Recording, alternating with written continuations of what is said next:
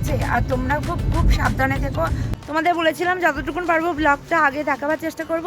তোমরা অনেকেই আগে দেখেছো ব্লগেতে।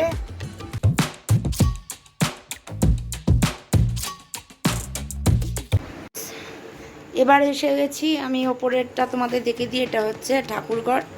আমি ঠাকুর ঘরে ঢুকে দেখাতে পারছি না, বাট তোমরা অনেকেই বলো যে তুমি ঠাকুর দেবতা মানো না। না, আমার বাড়িতে সন্তোষী মা থেকে, মা লক্ষ্মী থেকে, বিপত্তারিণী থেকে অনেক সব ঠাকুরই আছেন।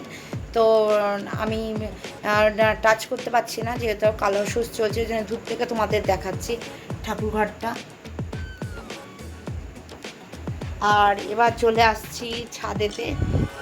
তোমাদেরকে বলি আমার মা গাছ করে। এই যে এখানে সব জল ভরে রাখা হয়েছে, কারণ এখানে জলের খুব প্রবলেম, ওই জন্যে যেমন সল্টলেকেও তেমনি এখানে এই যে মায়ের গাছ। ঠান্ডা ঠান্ডা হাওয়া। এই যে সোজা দেখছো এটা হচ্ছে গঙ্গার ঘাট আছে, গাছেতে আড়াল হয়ে গেছে। এটা হচ্ছে ষান্ডেশ্বরী তলার ঘাট। আর ওই যে দেখতে পাচ্ছ মন্দিরে বাঁশ বাঁধা আছে, ওটা হচ্ছে ষান্ডেশ্বর বাবার মন্দির। যেমন বাবা তারকেশ্বর, জটিলেশ্বর, তেমনি এটা হচ্ছে ষান্ডেশ্বর বাবার মন্দির। আমার বাড়ির ছাদ থেকেই দেখা যায়, মানে আমি নাবি ষান্ডেশ্বর বাবার তলাতে, যেখানে সিদ্ধেশ্বরী মা, মা দুর্গা সব ঠাকুর আছে। আর এদিকেও দেখে নাও গাছ। এই যে এই হচ্ছে আমার ছাদ। এই যে আমার মা খালি টেনশন করছে আকাশের দিকে তাকিয়ে তাকিয়ে, যে ঝড় বৃষ্টি নামবে, আমার মেয়ের কি হবে, আমার মেয়ের কি হবে, এই চিন্তা হচ্ছে। ওই জন্য দেখা মুখটা কাচুমাচু হয়ে আছে। হাসো তো কমসে কম। আর চলো তোমাদেরকে আরেকজনকে দেখাই যে স্পেশাল আমার জন্যে।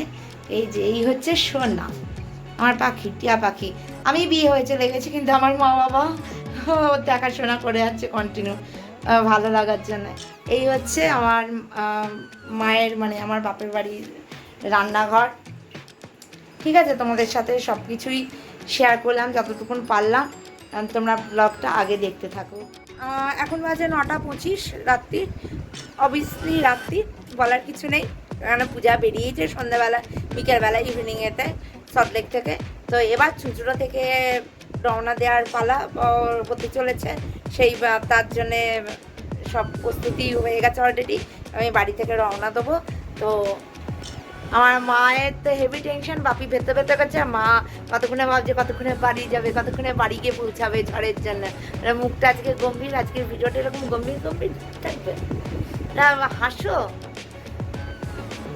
তো চলো ব্লগটা আগে দেখতে থাকো। রাস্তায় যদি ঝড় আসে সেটাও তোমাদের সাথে শেয়ার করার চেষ্টা করবো। আর রিয়েলি মন থেকে বলছি একটু ঝড়টা উপভোগ করারও একটু ইচ্ছে হচ্ছে। ঠিক আছে, তো চলো দেখা যাক, যা আছে কপালে তাই হবে। তোমাদের তো পেয়ে আছেই, আগে দেখতে থাকো। তো ফ্রেন্ডস, এখন আমরা বরানগর আছি।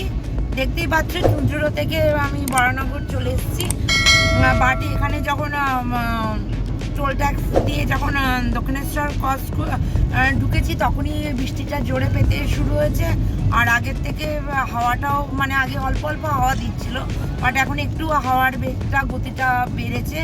আর বৃষ্টিটাও একটু বেড়েছে আগের থেকে। এখানে আগে একটু ছিটপুটি বৃষ্টি পাচ্ছিলাম দিল্লি রোডে, বাট টোল ট্যাক্সটা দেওয়ার ঢোকার সময় থেকেই জোরে বৃষ্টিটা মানে বাড়ছে, তোমরা দেখতেই পাচ্ছ। এখন বরানগর ক্রস করে গেছি, এয়ারপোর্টের দিকে যাচ্ছি এখন। তো দেখা যাক, আগে পারলে তোমাদের শেয়ার করব। তো ফ্রেন্ডস, এই যে বিনা কথা বলেছে, আমি বাড়ি চলে এসেছি। এবার দাদা গেছে মাসিকে ছাড়তে। হোপলি মাসি, গুড বয় কোকো, মাসি বাড়ি ঠিক মতো পৌঁছে। মেন হচ্ছে দাদা বাড়ি পৌঁছে যাওয়ার পর আমার শান্তি। আমি দাদাকে বলেছি যে তুমি বাড়ি পৌঁছে স্যারকে একটা ফোন করে দেবে যে বাড়ি পৌঁছে গেছি, তাহলে আমি শান্তি। হ্যাঁ, শুরু হয়ে গেছে। তোমরা বাইরে তো বৃষ্টি হচ্ছে, করবে না একটু বৃষ্টি? ভাই তো আমি সারাদিন মপ মেরেছি, তোমার পালা সারাদিন সারাদিন বাড়ি থেকে 4:30 বেরিয়েছি, ওদের খাবার মেখে পর্যন্ত সারাদিন, শুধু তুমি একটুখানি বিস্কুট খাইয়েছো সারাদিন। 3:30 করেছি তো- তার জন্য সব রাত্রে তাও ওদের খাবার দাবার তুলে তুলে সব করে গেছি।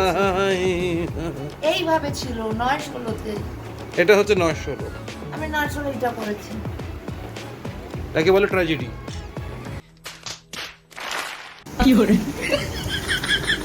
কি আবার করেছে? তুমি তো মিস করছি রাজিনীশে মপ মারা, হ্যাঁ আদত সি মজবুর, ওই জন্য মপ মেরে না একটু। এর আগেটা তো আমি মেরে দিলাম ইয়ার, এখন ও যদি এখন ফুল ফোর্সে ছাড়ে রাগের ঠেলায়, তুমি সারাদিন নেই। সারাদিন হ্যাঁ সারাদিন, আর রাত্রেও বলতে পারি, রাত্রেতে ফিরছো, ও নিয়ে রাগ বার করবে না, সারাদিন নেই। বদলা নেবে না। কটায় বেরিয়েছি বাড়ি থেকে? 4টে, ভোর 4টে হবে। সব এভিডেন্স আছে ফোনে, আচ্ছা ঠিক আছে, লাইভ থেকে শুরু করে সব কিছু। আচ্ছা আচ্ছা আচ্ছা, ভালো করে মারো, জায়গাটা রয়ে গেছে। আর নিজে মেরে নাও। আচ্ছা। তাহলে ফ্রেন্ডস এইভাবে দেখছো দেখতে তো আমার কিরকম কাজ? হ্যাঁ, তো এইভাবে দেখতে থেকো, বাকিটা বলো। শেষ করতে দাও। ও, আর আমার খুব জোর খিদে পেয়ে গেছে, হুম তো আমি বাড়ি থেকে রুটি নিয়ে করিয়ে নিয়ে গেছিলাম।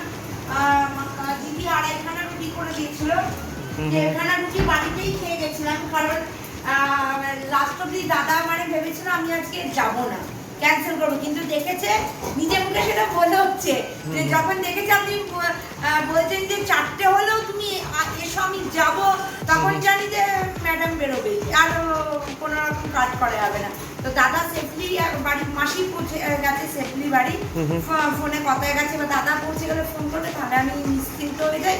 তো এইভাবেই ব্লগটা আর কন্টিনিউ করতে পারবো না। হ্যাঁ অবশ্যই তোমার সাথে যেটা লাস্ট শেয়ারটা করে নিয়ে, যেটার মধ্যে আমার রয়েছে একটা রুটি আর আলু চচ্চড়ি, সেই বেলায় পাড়া দিদি করে দিয়েছিল, খুব জোর খিদে পেয়ে গেছে, তো এখন এটা খাবো। এখানেই ব্লগটা শেষ করছি। ব্লগটা দেখতে থেকো, লাইক করো, সাবস্ক্রাইব করো, নোটিফিকেশনটা অন করো তোমরা প্লিজ, শেয়ার করো, আর এইভাবে ভিডিও দেখতে থাকো। By friends.